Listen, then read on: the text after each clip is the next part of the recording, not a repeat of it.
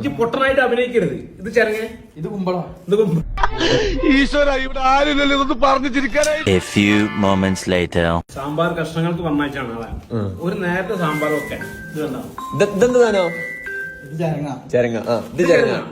ഇത് കുമ്പളം. അല്ല, ഇത് കുമ്പളം. ഓക്കെ, ഇത് കുമ്പളം. ഇത് കുമ്പളം. ഓക്കെ, അടുത്തത് ചരങ്ങ. ചരങ്ങ. ഇത് ചെറങ്ങ. ഇത് പൊട്ടനായിട്ട് അഭിനയിക്കരുത്. ഇത് ചെറങ്ങ, ഇത് കുമ്പളം. ഇത് കുമ്പളം. ഇതാണ് ചരങ്ങ. ഇതാണ് ചരങ്ങ. ഇത് കുമ്പളല്ല. ഇതാ. ഇവരെ ഞാൻ എവിടെയോ.